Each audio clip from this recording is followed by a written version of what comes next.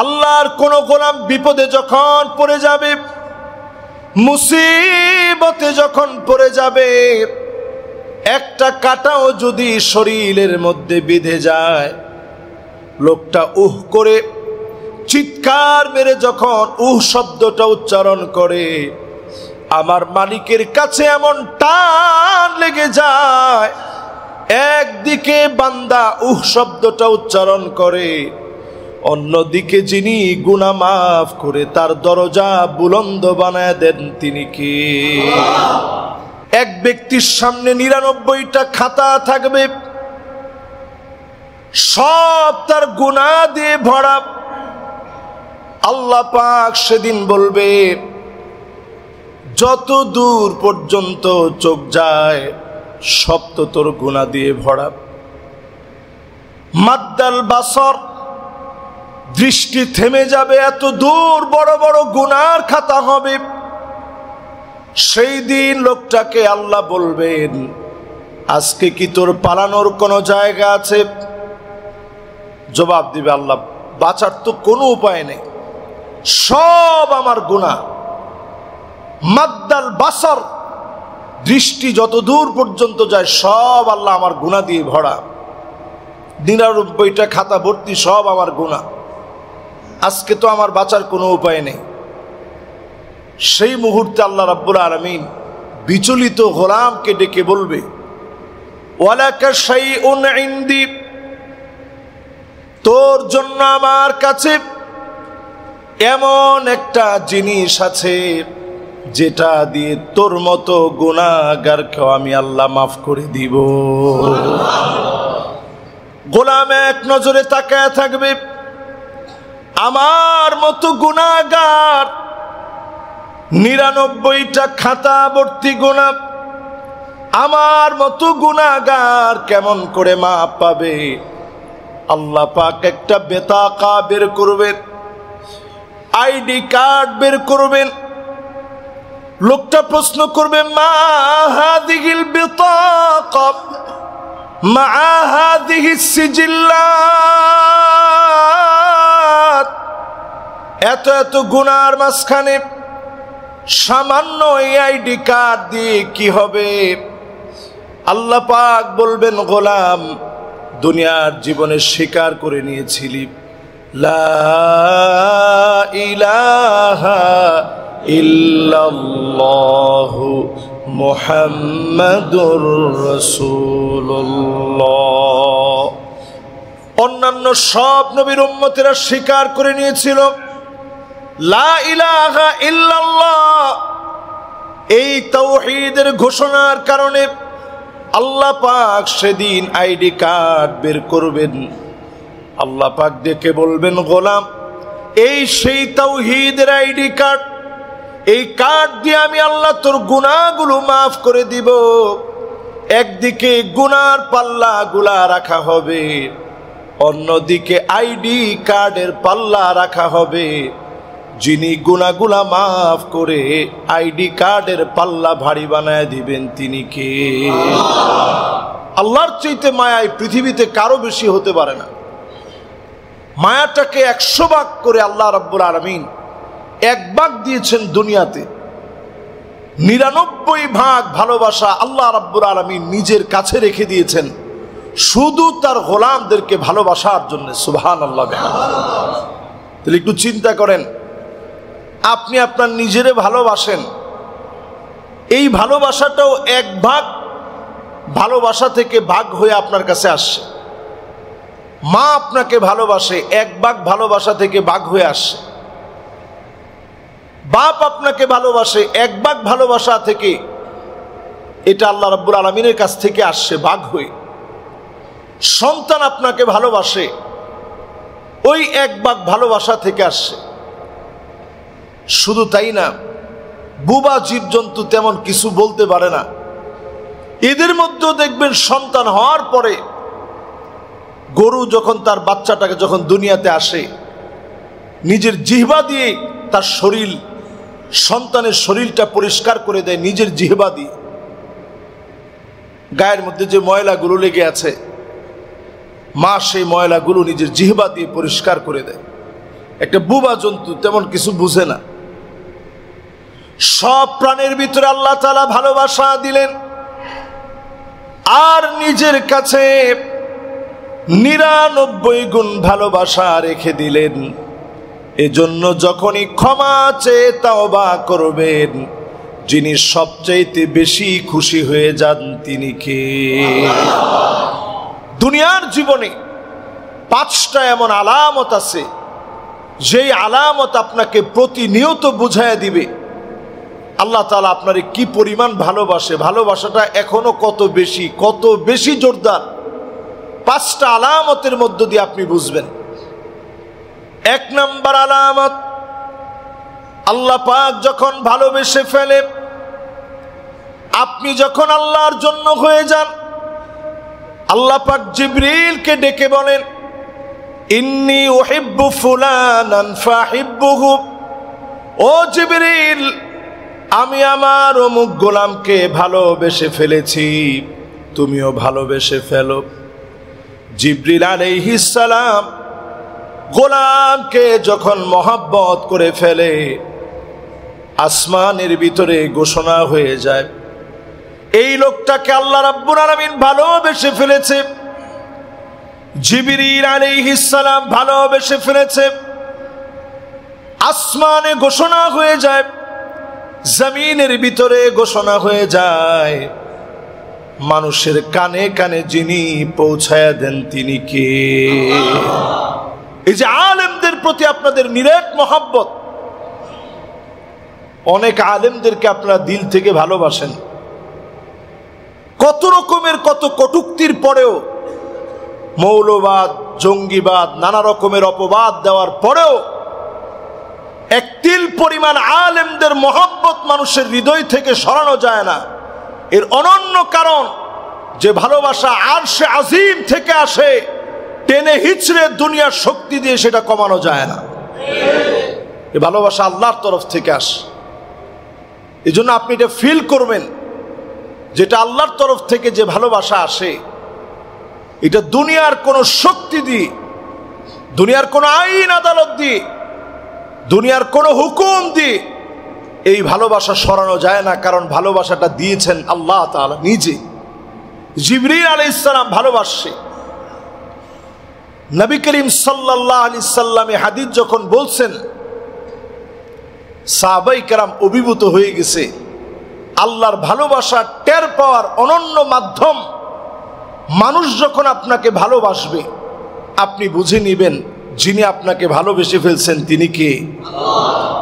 আমাদের সমাজে আমরা একটা প্রচলিত ভুল কথা বলি যে, হুজুর আমি খুব স্ট্রেট ফরওয়ার্ড, ডাইরেক্ট কথা বলতে আমি পছন্দ করি, এতে লোকে যা বলার বলুক, আমার কিচ্ছু যায় আসে না, আমি বাপরেও বলতে ছাড়ি না।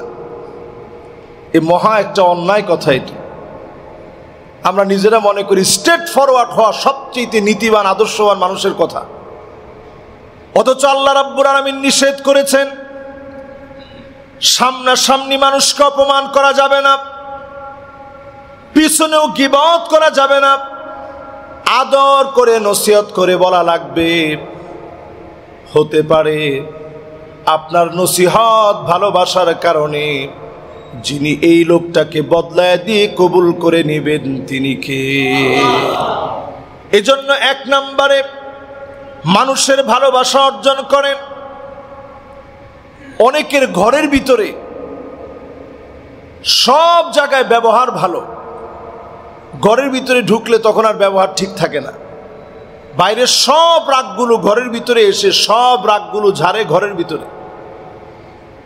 অথচ চিন্তা করেন, আল্লাহর কাছে তো ওই লোক প্রিয় হবে, ভালোবাসার আলামত আপনি উপলব্ধি করতে পারবেন আপনার স্ত্রী যখন আপনাকে ভালোবাসবে, সন্তান যখন আপনাকে ভালোবাসবে। ওমর রাদিয়াল্লাহু তাআলা আনহুর মেজাজ হকের ক্ষেত্রে এতটাই মেজাজি ছিলেন তিনি, কিন্তু তিনি যখন ঘরের ভিতরে ঢুকতেন তিনি বলতেন, উদখুল ইলা বুয়ুতিকুম তিফলা, ঘরের ভিতরে যখন তুমি ঢুকছো ছোট একটা বাচ্চার মতো হয়ে যাও, তোমার ছোট ছোট বাচ্চা তোমার কাছে আসবে, খেলবে, তোমার সাথে আনন্দে হাসি ঠাট্টার মধ্যে সময়গুলো কাটাবে। এই সময় আপনার মেজাজ দেখানো যাবে না। স্ত্রীর সঙ্গে যদি আপনি হাসি মুখে কথা বলেন, নবীজি সাল্লাল্লাহু আলাইহি সাল্লামের প্রতিদিনের অভ্যাস ছিল, ঘরে ঢুকে আগে তিনি সালাম দিতেন। নবীজি সাল্লাল্লাহু আলাইহি সাল্লামের প্রতিদিনের অভ্যাস ছিল আম্মাজানদেরকে নিয়ে নবীজি গল্প করতেন। তেমন কিছু নবীজি দিতে পারে নাই,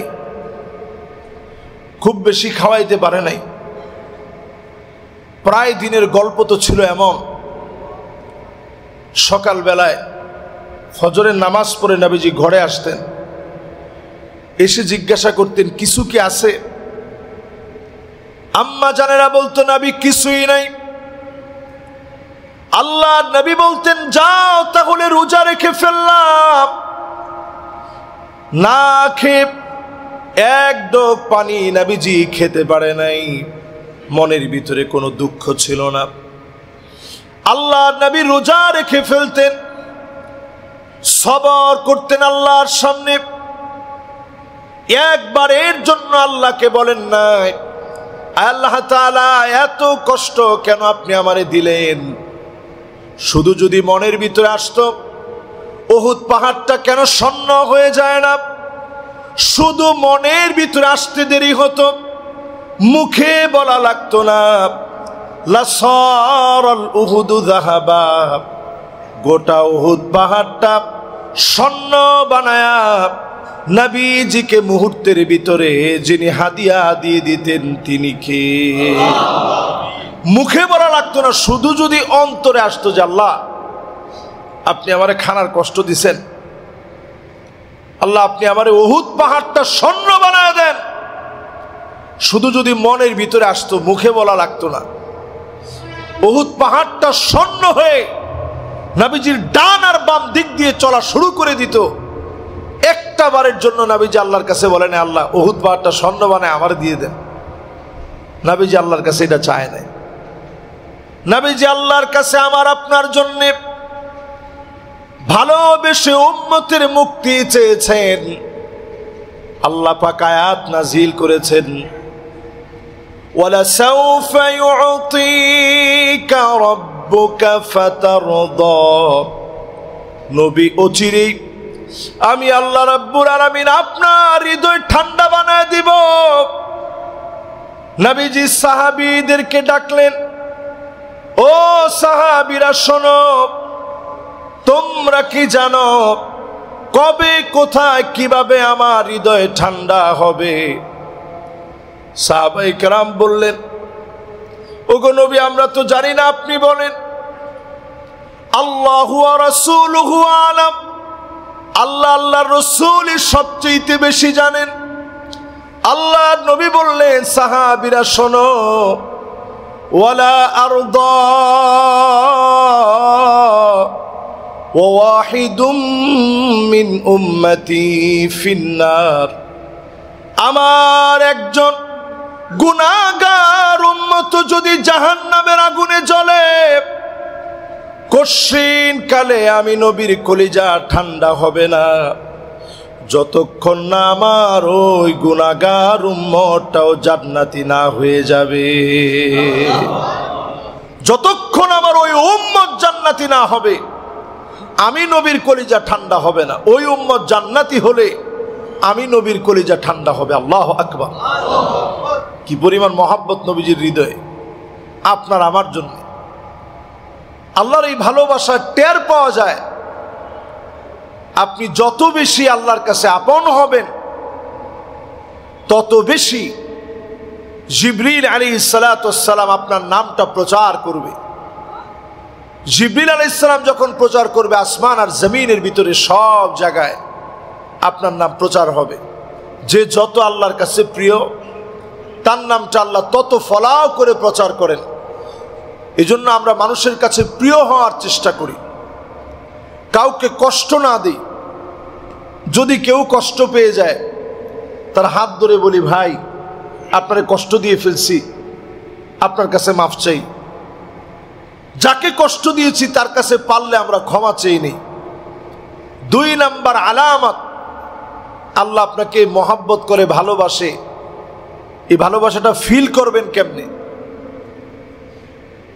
তিলাওয়াতুল কোরআন তাআল্লুমিহি ওয়া তাদাব্বুরিহি ওয়া সিমাইহি, এই কোরআন আপনি শুনবেন, এই কোরআনুল কারীম আপনি পড়বেন, এই কোরআনুল কারীম আপনি বুঝবেন, এই কোরআনুল কারীম আপনি বোঝার চেষ্টা করবেন, এই কোরআন দিয়ে রাষ্ট্র পরিচালনার সিদ্ধান্ত নেবেন। এই কোরআন যে যত বেশি পড়বে ওই লোকটাকে তত বেশি যিনি ভালোবেসে ফেলবেন তিনি কে? আমাদের ভিতরে কোরআন পড়ার অভ্যাস রমজান মাসে থাকলেও রমজান পরবর্তী সময়ে কয়জন আমরা কোরআন শরীফ পড়ি? রমজান মাসে আলহামদুলিল্লাহ একজনে আলহামদুলিল্লাহ খতম দেই, একটা দুইটা তিনটা, পারলে আরেকটু বেশি দেওয়ার চেষ্টা করি, না পারলে অন্তত একটা খতম তো দেই। কিন্তু রমাদান চলে যাওয়ার পর প্রতিদিন অন্তত একটা আয়াত হলেও পড়ি, এরকম মুসলমানের সংখ্যা এখন কম না বেশি? একেবারেই কম। একটা আয়াত হলেও আপনি প্রতিদিন পড়েন। কি বলেছেন আল্লাহ তাআলা? জীবনে অনেক কিছু পড়লেন, এই কোরআনটা পড়েন। আজকে আমাদের মুসলমানদের কপাল পুড়েছে, আমরা কোরআনের ধারে কাছে আসি না। আল কোরআনু গিনান লা ফাকরা বা'দাহু ওয়ালা গিনান দুনাহু, এই কোরআন হচ্ছে ধনী। ধনী এই কোরআনের কাছে যারা আসবে তাদেরকে যিনি ধনী বানায় দিবেন তিনি কে? আপনি আমি কয়দিন আসছি কোরআনের কাছে? নবীজি তেলাওয়াত করতেছেন, আম খুলিকু মিন গায়রি শাইইন আম হুমুল খালিকুন। তুমি কি তোমার নিজেরে বানাইছো নাকি আল্লাহ তোমাকে বানিয়েছে? জুবাইর বিন মুতঈম ওই সময়ে কালেমা পড়ে নাই, আল্লাহ নবীর পাশ দিয়ে মাত্র যাচ্ছিলেন, তেলাওয়াত শুনে থমকে দাঁড়ালেন, তিলাওয়াত শুনে থমকে দাঁড়ালেন, অবাক হয়ে বারবার শুনলেন, আম খুলিকু মিন গায়রি শাইইন আম হুমুল খালিকুন।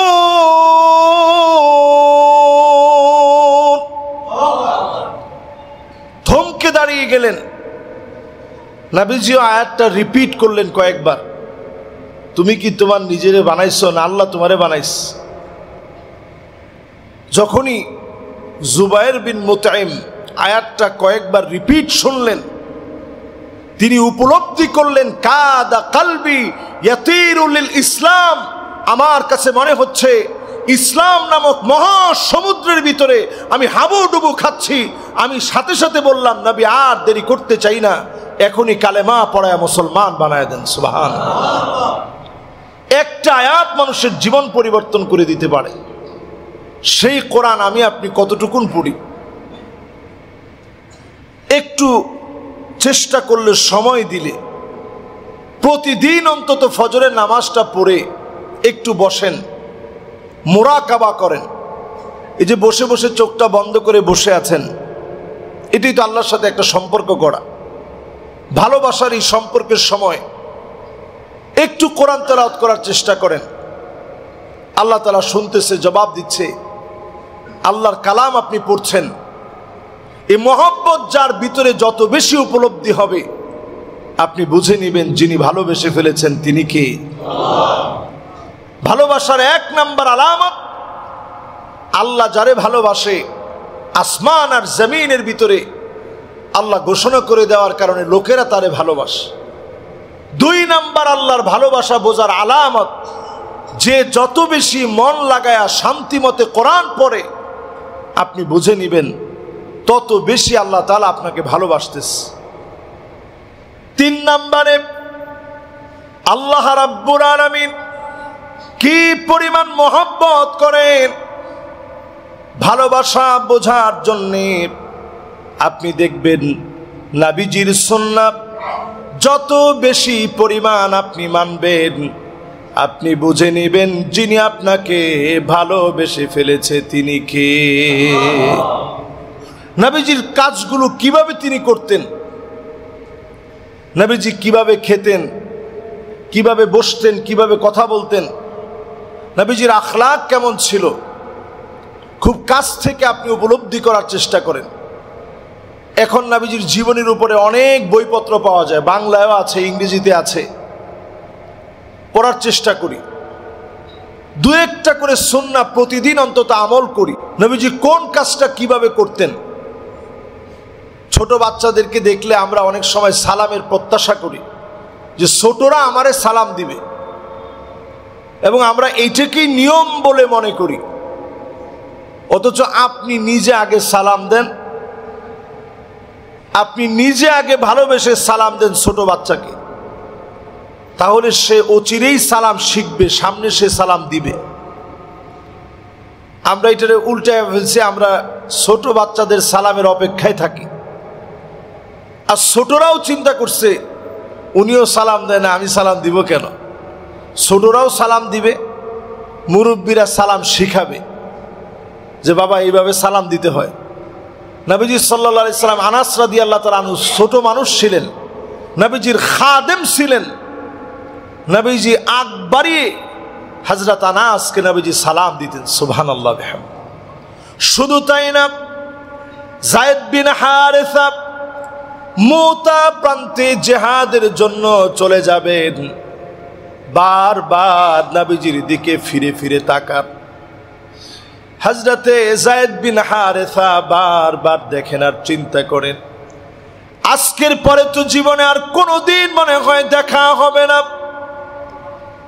আজকের মতো প্রিয় নবীকে দেখে নেই। মন বড়ে বারবার জিহাদের ময়দানে যাওয়ার পূর্বে তাকায় রইলেন, বারবার তাকায় ছিলেন।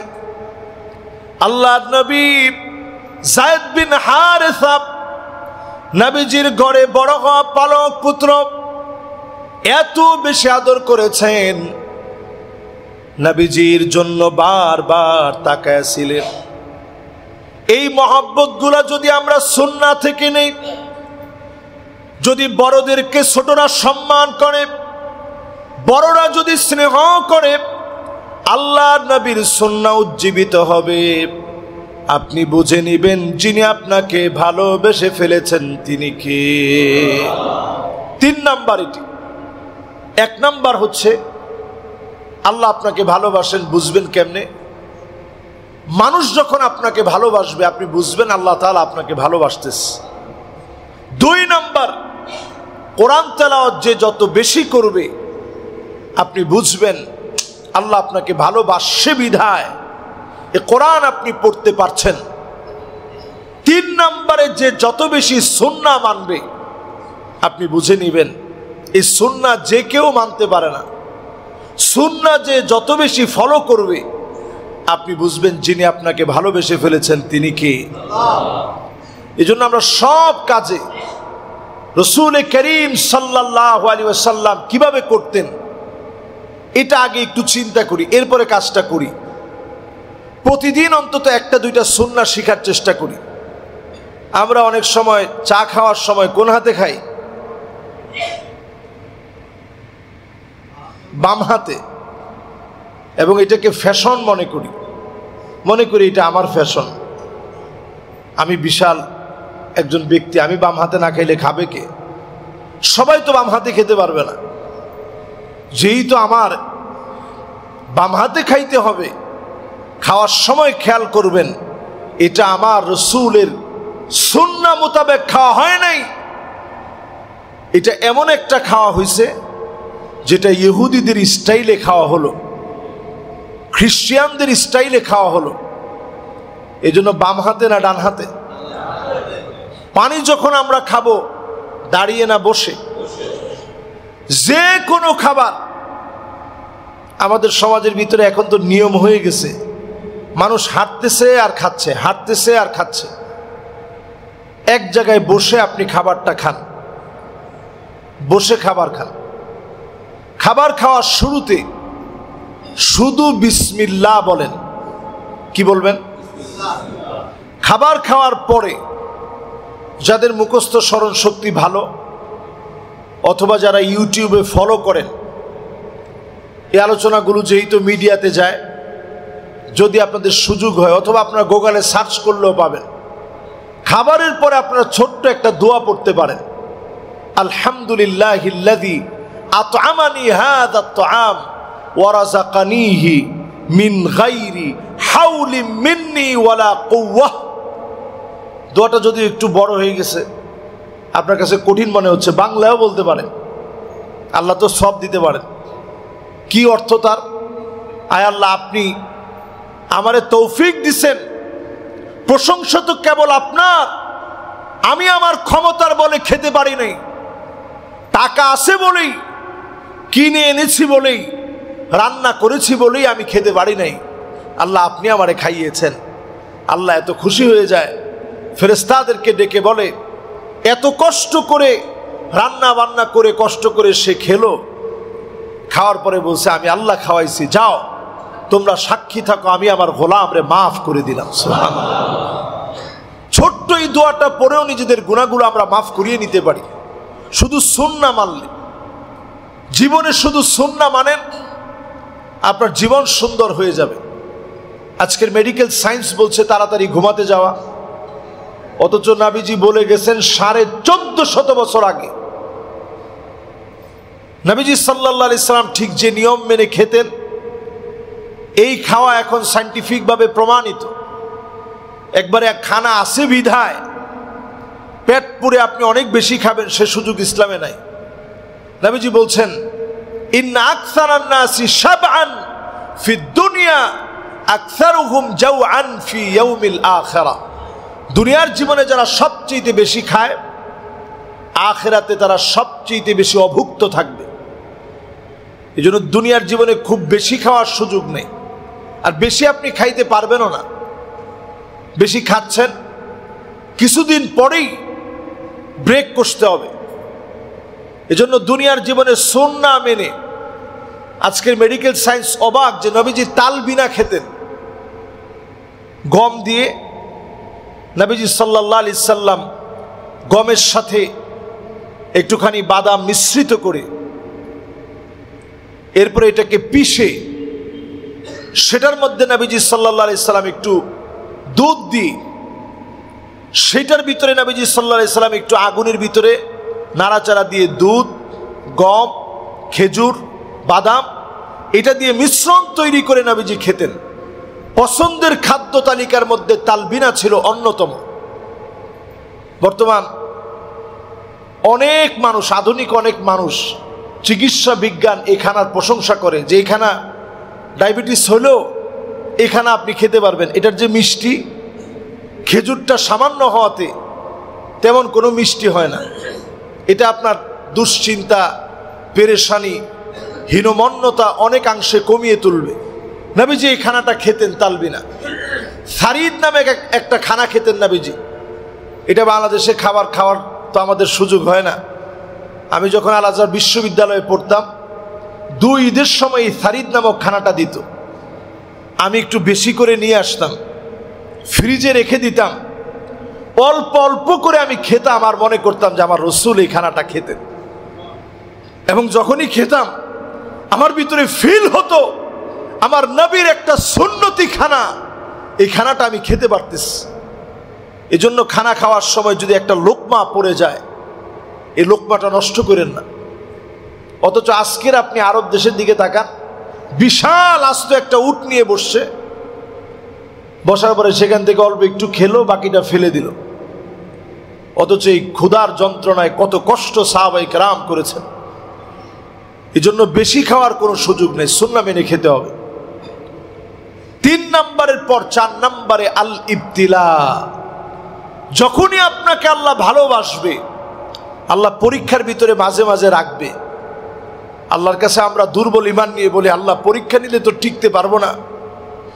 বিনা পরীক্ষায় আল্লাহ আপনি আমাদেরকে পাশ করায় আল্লাহ জান্নাতের মালিক বানায় দিয়েন, পড়েন আমিন। পরীক্ষা যে কত কঠিন, আমাদের স্বাভাবিক বাংলাদেশেই দেখবেন, শুধু বাংলাদেশে না সারা ওয়ার্ল্ডের নিয়ম তো একই। যেই বছর পরীক্ষার প্রশ্নটা খুব বেশি হার্ড হয়, তো যারা খাতা দেখবে, পরীক্ষক যারা, ওনাদেরকে বলা হয় যে প্রশ্নটা খুব কঠিন হয়ে গেছে, একটু খাতাটা সহজ করে দেখেন, নাহলে ছেলে পেলে পাশ করতে পারবে না। আর যেই বছর দেখবেন প্রশ্নটা একেবারে সোজা হয়, পরীক্ষকদেরকে বলে দেওয়া হয় যে এবার প্রশ্ন একেবারে সহজ হয়েছে, কাজেই খাতাটা একটু হার্ড করে দেখেন।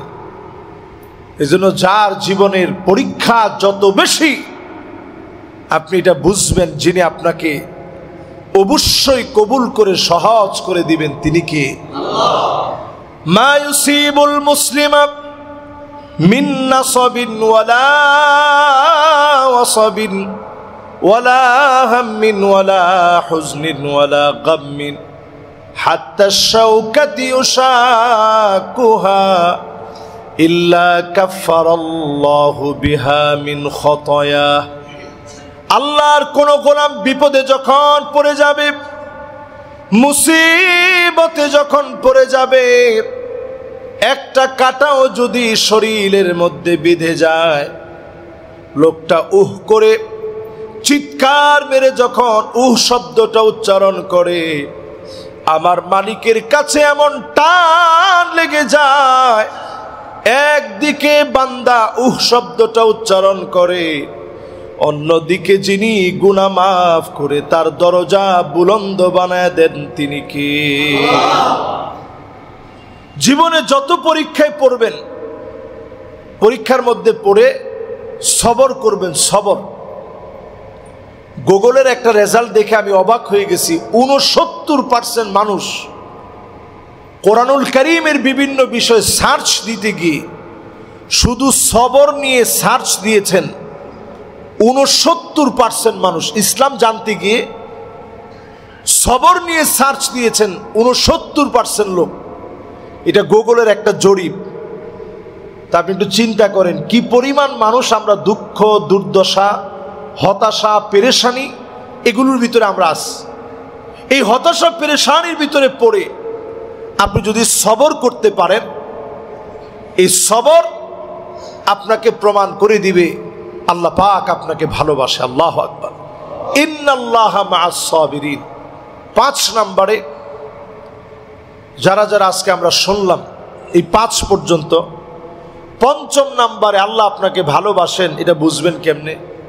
এটা বোঝার সহজ আলামত হচ্ছে ওই লোকটা দুনিয়া থেকে চলে যাওয়ার আগে আগ মুহূর্তে ভালো কোনো কাজ করবে, ওই কাজের ভিতরে আল্লাহ তারে কবুল করে নেবে। সুবহানাল্লাহ। অনেক মানুষ আছে দেখবেন জীবনের বিভিন্ন সময় বিভিন্ন কাজে কর্মে কাটায় দিচ্ছে, কিন্তু তার শেষ বিদায়টা হয়েছে নামাজের সেজদার ভিতরে। কি সৌভাগ্য, কত বড় পরম সৌভাগ্য! সেজদার ভিতরে আল্লাহ কবুল করে নিস। এমন কিছু মানুষ আছে হয়তো হজে গেছে, মদিনায় যাওয়ার পরে আল্লাহ কবুল করে নিছে, আরাফায় কবুল করে নিছে, মুজদালিফায় কবুল করে নিছে, মিনায় কবুল করে নিছে। এমন কিছু মানুষ আছে কালেমা পড়তে পড়তে আল্লাহ রাব্বুল আলামিন কবুল করে নিয়েছে। যখনই আলামতগুলো দেখবেন আপনি বুঝে নেবেন আইওয়াফিকাহু বিআমালিন সালিহিন ক্বাবলা মাউতিহি, মওতের পূর্বে ভালো কাজ করতে করতে যখন মালিক কবুল করে নিবে, বুঝে নিবেন যিনি ভালোবেসে ফেলেছেন তিনি কে। এই 5টি আলামত সারা জীবন লাগিয়ে অর্জন করার চেষ্টা করেন, আল্লাহর কাছে প্রত্যাশা করেন আল্লাহ যেন এই 5টা বিষয় আমাদের ভিতরে দিয়ে দেয়, ভালো কাজের সাথে লেগে থাকার তৌফিক দান করেন, বেশি বেশি ভালো কাজ করতে পারি, নিজেরে ভালো কাজের উপরে দেখি। এই হালতে যদি আল্লাহ তাআলা আপনাকে আমাকে মওত দেয়, আপনি বুঝে নেবেন আল্লাহ আমারে বড় পছন্দ করে নিস। যে 5টি বিষয় বললাম, আল্লাহ রাব্বুল আলামিন আল্লাহর গোলাম হিসেবে আমাকে, আমার সম্মানিত মুসল্লিয়ানে কারাম যারা আজকে বসছেন শুনছেন, সকলকে আল্লাহ তাআলা মানার তৌফিক দান করুক। সকলে পড়ি আমিন। হাযা মা ইনদি ওয়াল ইলমু ইনদাল্লাহ আলাইহি তাওয়াক্কালতু ওয়া ইলাইহি উনীব। আলোর পথে 24 ঘন্টা শুধু ইসলাম প্রচার।